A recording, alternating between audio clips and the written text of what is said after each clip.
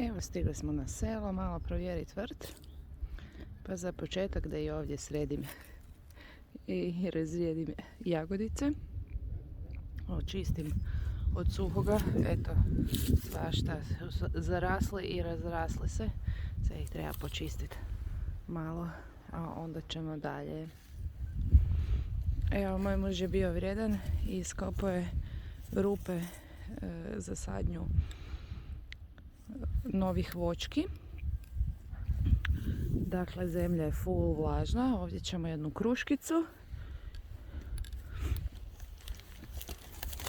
Da vidimo, rasadnik milić, kruška i truska. Eto. I ovdje smo iskopao drugu rupu. I pogledajte koliko je zemlja mokra. I ova naša ilovača ovdje, glinasta, kako drži vodu. Ja ne znam, možda bi moglo i bunar negdje ovdje iskopati. Znači evo dolje leži voda kad smo iskopali rupu. Ovdje ćemo, čekaj da malo udaljem. Ovdje ćemo ubaciti novu trešnju. Trešnja kompakt label. Evo ga. Evo. Ok. Sad prije nego krenemo dalje na sadnju, ubacit ćemo malo mikorize. Znači, evo ga. Ovako. Ja sam uzela od Homeo Gardena organska simbioza, mikoriza za biljke. Ne znam da li ste ikad čuli za mikorizu, oni koji nisu, neću vam ja sad puno objašnjavati.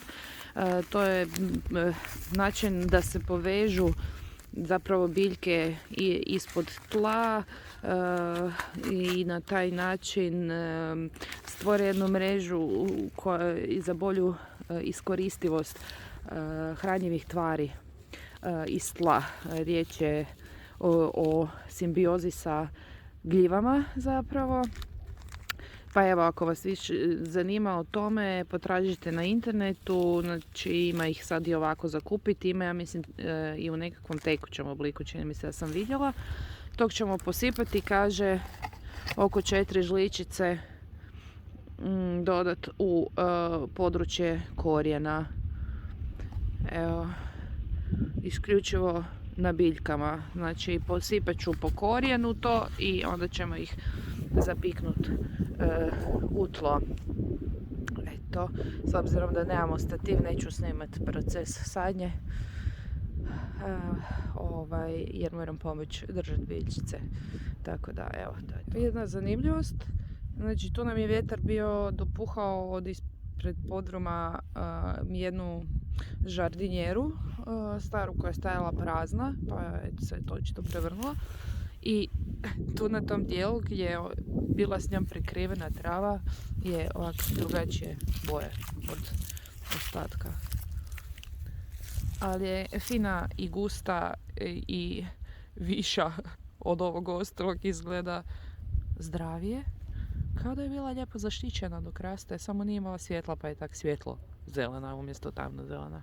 Eto, zanimljivost iz vrta. Evo ga, malo sam počistila jagode. Inače, meni su jagode rasle tu malo više ovako prema tu uz ogradu i tu i dalje rastu, da se razumijemo, ali ih onda znaju srediti puževi svašta, pa sam odlučila probati ih prošle godine prebaciti ovako malo u ovih par povišenih gredica. To su gredice ovak od tkanine, od filca i vidjet ćemo kako će se držati.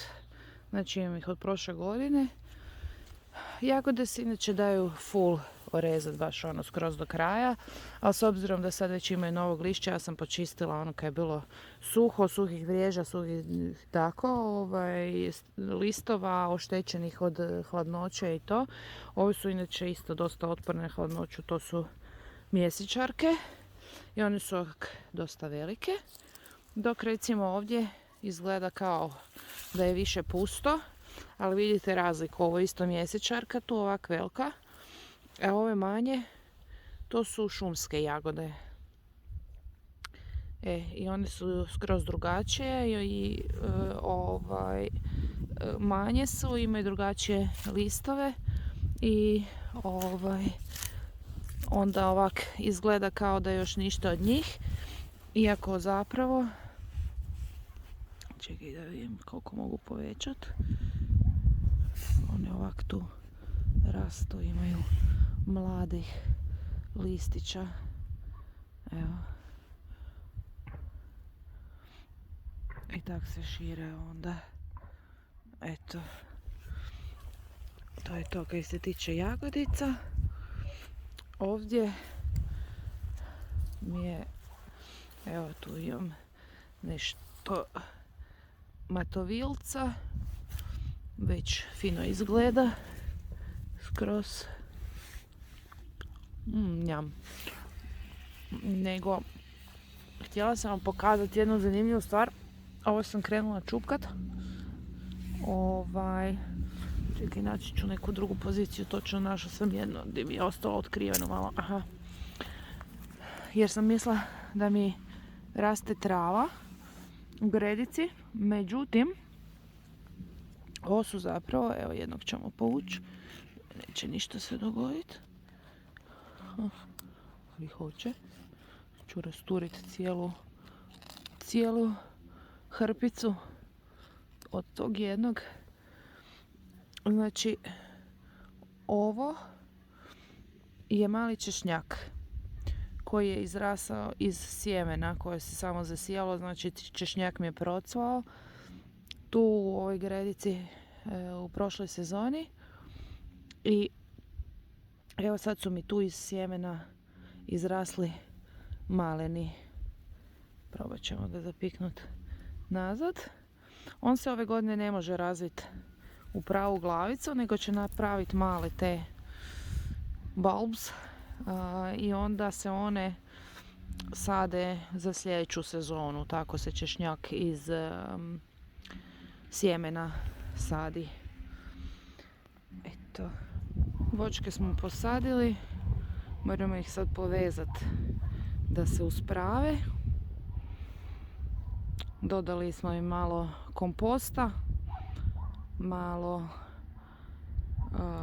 mikorize, malo gnojiva oko njih, malo zemlje iz krtičnjaka. Tak, nadam se da će se uloviti, da će nam biti. Malo mi je ostao zoom. Pokazala bi vam još ovu gredicu povišenu, isto u vreći, ogromanjskoj. Ne znam koliko vidite, tu ide, ne znam, 1000 i nešto litara zemlje stane unutra. Znači, kovrčavi kelj sam ostavila preko zime i evo kak izgleda. Izraslo je u čitava drvca. Prođemo s druge strane.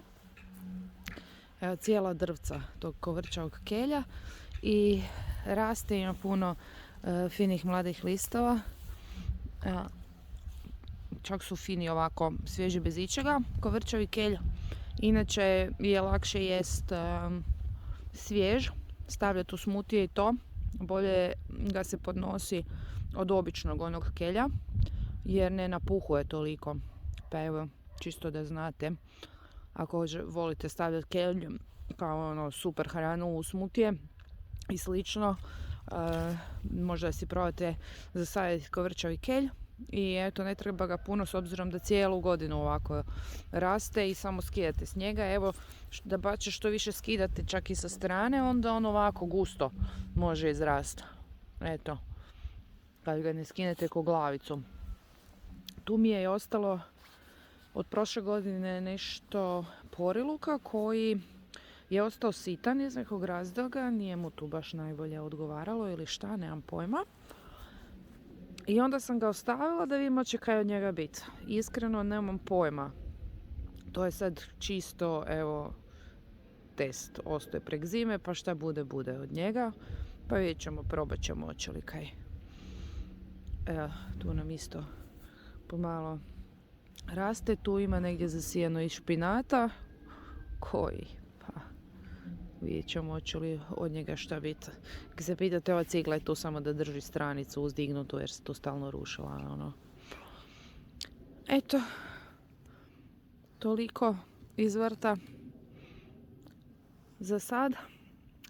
Došli smo samo u te grube neke pripreme za proljetni dio, još je dosta hladno za sijanje po vani. Osim ovih stvari koje prezimljavaju. Tu mi češnjak raste. I jesenski dio, a dio ću sad još onda saditi proljetnog. I ovdje imam isto što je ostalo, da vidimo hoće li biti šta čimulica, to je kelj uglavnom koji je bio porezane glavice i onda sad rastu, to se zovu čimulice.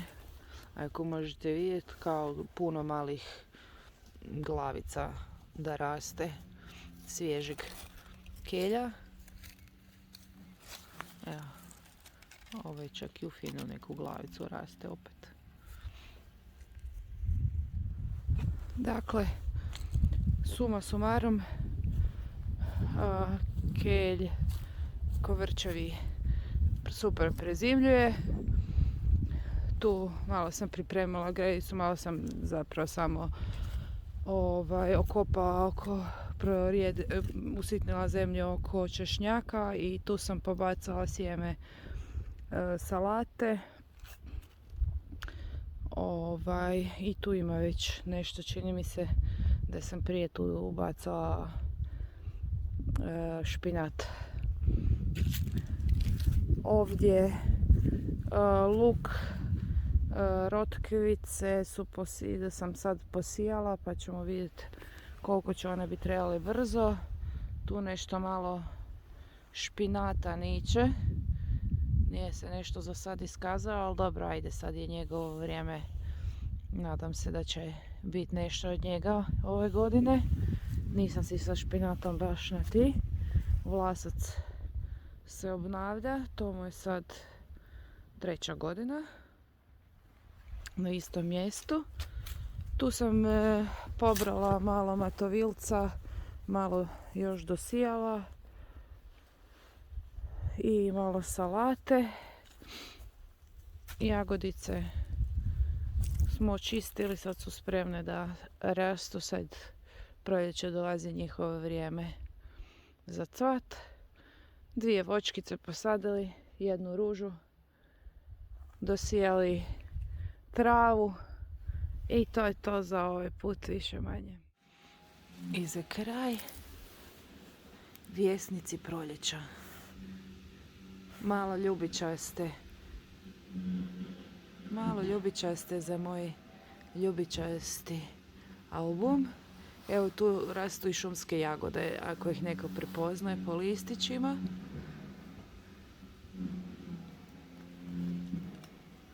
Evo, neki su nastradali malo od hladnoće noćas.